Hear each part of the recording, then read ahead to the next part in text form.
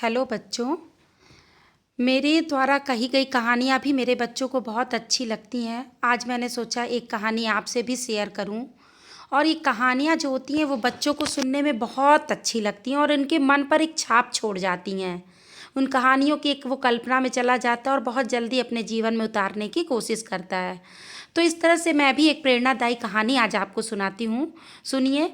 तो बात है कि जो राजा लोग पहले के समय पे होते थे ना, तो वो अपनी प्रजा का हाल चाल जानने के लिए कि वो सुखी हैं दुखी हैं, वो जाते थे, उनके बीच में जाते थे, प्रजा के पास जाते थे, वहाँ घूमते थे कि कौन मेरा प्रजा कैसे रह रही है, क्या अनुभव कर रही है। तो ऐसे ही एक राजा थे। तो वो अपने प्रजा का हाल चाल जानने के लिए कहाँ गए, अपने गांव के अंदर गए, राज्य में घूम रहे थे। तो घूमते घूमते क्या हुआ कि उनका बटन टूट गया। तो उन्होंने मंत्री से कहा कि जाओ देखो कोई ऐसा दर्जी हो जो मेरा बटन लगा दे। तो मंत्री ढूंढा, पता किया, तो पता चला कि भाई उस गांव में तो एक ही दर्जी है जो उसके मतलब बटन लगा सकता है। तो राजा ने कहा ठीक है, बुलाओ उसी को। तो वो दर्जी आया और उसने धागा लिया, बटन तो राजा के पास था ही, उसने 2 मिनट में उसको लगा दिया। अब लगा तो दिया, अब राजा ने बोला कि भाई तुम्हें क्या दे दें। तो अब वो सोचा कि बताओ, बटन तो राजा का था, मैंने तो सिर्फ धागा लगाया है, और अब मैं राजा से मांगूं तो अच्छा नहीं लगता। तो उसने बोला कि रहने दीजिए राजा महाराज, हमने इतना सा तो काम किया, कोई बहुत बड़ा काम तो किया नहीं है, और जो भी मतलब मेरे पास है आज वो भी आप ही का दिया हुआ, आपके राज्य में मैं रहता हूँ, तो आप रहने दीजिए, मुझे कुछ ना दीजिए। लेकिन राजा ने कहा नहीं नहीं भाई, तुमने तो बटन टाँका है ना मेरा, तो मैं कुछ तो तुम्हें दूंगा ही, मांगो तुम्हें क्या मांगना है। तो अब वो सोच में पड़ गया कि मैं क्या मांगूं क्या करूं, खूब सोचने लगा कि क्या चीज़ बोलूं क्या मांगूं। तो उसने सोचा कि मैं राजा से 2 रुपए मांग लेता हूँ। उस समय क्या होता था, 2 रुपए बहुत बड़ा होता था। आज 200 2000 200 के समान समझ लीजिए। 1 रुपए 2 रुपए की बहुत कीमत होती थी, बहुत कुछ आ जाता था।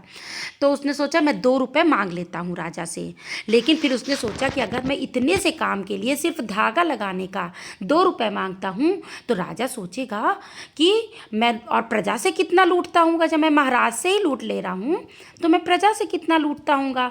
तो उसने सोचा कि रहने देते हैं, हम क्या करते हैं, 2 रुपए मतलब उसने सोचा था, फिर उसने सोचा रहने देते हैं, हम 2 रुपए नहीं मांगते हैं, हम राजा के ऊपर ही छोड़ देते हैं, महाराज के ऊपर जो उनको देना होगा वो हमको दे देंगे। तो मैं 2 रुपए मांग करके क्यों और वो बनूं। तो उसने कहा कि ऐसा है महाराज, आपको जो समझ में लग आए, जो आपको उचित लगे, देना हो दीजिए, ना देना हो ना दीजिए। अब राजा भी सोच में पड़ गया कि अरे इसने मेरा इतना काम किया, मैं इतना बड़ा महाराज हूँ और ये देखो कुछ मांग भी नहीं रहा है, तो मैं इसे क्या दूँ। तो राजा ने मंत्री से बोला कि ऐसा है कि आप इसको 2 गांव दे दीजिए। अरे वो तो हक्का बक्का रह गया, मैं कहाँ 2 रुपए मांग रहा था, मैं तो 2 रुपए मांग रहा था, राजा ने मुझे तो 2 गांव दे दिए। तो बस यही चीज़ है, क्योंकि उसको भी अपनी स्थिति, राजा को भी अपना ध्यान रखना था कि मैं इतना बड़ा महाराज हूँ, मैं इसे दे रहा हूँ तो मेरी भी स्थिति खराब ना हो, मेरा भी नाम हो। तो उसने उनको 2 राज्य दे दिया। तो यही चीज़ हम भगवान के संग करते हैं। जब हमारे पास एक समस्या होती है कि हम भगवान के मंदिर में जाते हैं, हम सोचते क्या मांगे, हम उससे छोटी सी चीज़ मांगते, जबकि वो इतना है, पूरी संसार को चलाने वाला है, और वो जो दे देगा वो कोई दे नहीं सकता। तो हम जिस दिन उस भगवान पे डाल दें कि आप जो आपकी इच्छा हो जो दे, उसे सहर्ष से स्वीकार कर लें कि भगवान ने मुझे जो भी दिया है अच्छा दिया है, या जो भी दे रहा है वो भी अच्छा देगा। नहीं देता, दुख देता है, तकलीफ़ देता है, वो भी हमें कुछ सिखाने के लिए देता है। अगर हमें दुख तकलीफ़ें ना आए तो हम भगवान को याद ही ना करें, हम अंदर से मजबूत हो जाते हैं, उस दुखों को, उन कष्टों को सामना करके हमारे अंदर ताकत बढ़ जाती है।